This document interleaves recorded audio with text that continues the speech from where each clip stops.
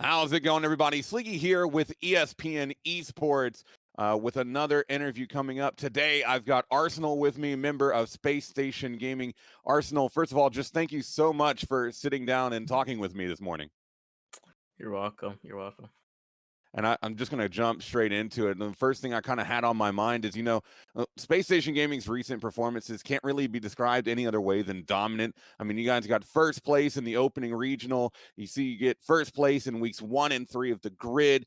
Just consistent performances and even tournaments outside of RLCS like the Astros. And, being such a successful team is obviously going to put a target on your backs. And I wanted to know, first of all, how you sort of deal with the increased pressure of sort of being that team to beat.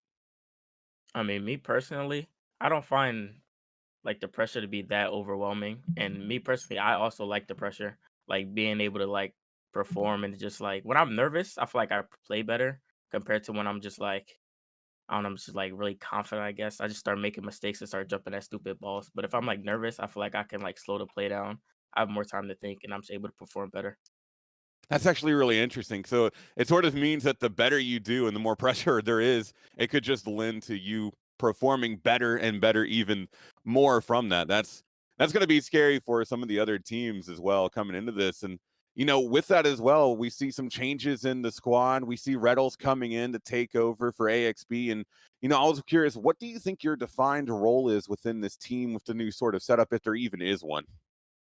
Um I don't feel like we have really like a defined role like for each of us. We just all like play like kind of similar and just rotate 3-man rotation, just go for the ball, really slow it down when we can, and just yeah, it all works out perfectly.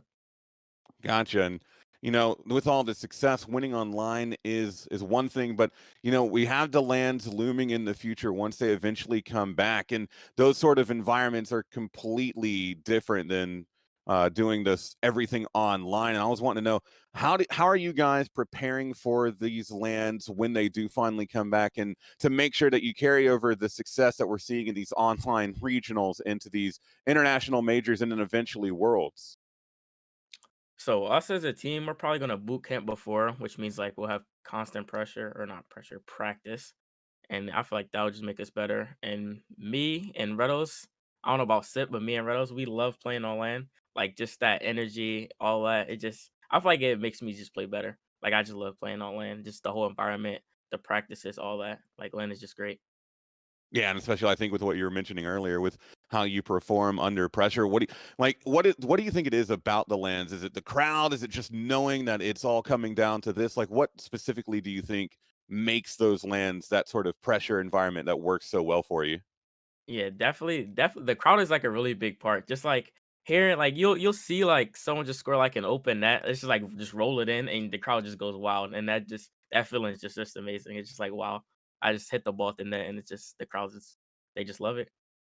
Yeah, I definitely could understand like the energy of those sorts of situations can definitely lend a part. I know some people maybe look at the pros down there and like, man, they look so concentrated, but I don't think they realize that, even with the all of the gear and sound that y'all got on, there's no ignoring the sound when something incredible happens.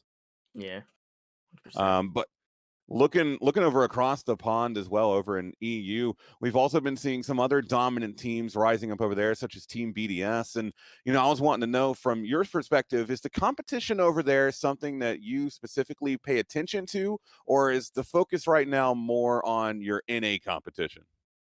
I mean, I don't watch much Rocket League. Like even in A and then in A, I don't really watch much Rocket League. So I definitely not watching anything in EU. Like whatever happens over there happens. I just got focused on what happens here and who I'm playing against. But yeah, I don't watch much Rocket League, to be honest. Okay. Yeah, no, that's perfectly fair. Um, I mean, with how much you're with how much you've been having to play with this new format, I can imagine that once you're done playing, the last thing you kind of want to do is also just go in and start watching. So, with that, with how much you have been playing with this new RLCSX, you've had some time to get your teeth into it. You've had a couple of weeks of the grid, the first regional behind you. I wanted to get your sort of overall thoughts on what you've what you think about this new format sort of as a whole. I actually like this more or this format more because like the other format, it was like we didn't really play much, but now we're just playing every week. You gotta or you have to be consistent as possible. It's just like I don't know. I like playing Rocket League, so more Rocket League the better. Yeah, absolutely. And I think it's also given an opportunity for some of those smaller teams who may not have had the sort of opportunities to play squads like SpaceStation Gaming. And has that been something that you found sort of fun having these teams that you're not as used to playing against? No, I hate playing like RLRS teams or just like bubble teams because they just never know what to expect. Like they're just all so different compared to like, the big teams like NRG and G2 and all the other teams. It's so weird playing against them. Would you say that that's makes it more difficult, or it's just sort of you feel like you're still absolutely going to win? It's just sort of aggravating because you can't really read what they're doing as well. Yeah, 100%. Still feel like we're like the favorites and we're definitely gonna pull it through, but it's just like I just don't know what they're doing like at all. Just don't understand. Yeah, I think definitely a lot of people can draw comparisons to that with playing sort of people underneath them and ranked, you sort of not able to really get a grasp for what the team's going to do. So that makes a lot of sense. It's interesting that even at the highest level, there's sort of still that dichotomy between the top teams and the lower ones coming in. But before we get off here, I'll let you go. I just got one last question with this next regional coming up, and the grid again this week coming up as well.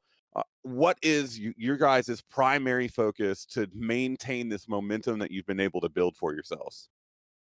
Um, well, me, I just need to play the game. Like, I just need to start grinding more, put in more hours, and also we need to stop. We just need to take scrims more seriously because I feel like when you win like so much, you just start getting a little complacent.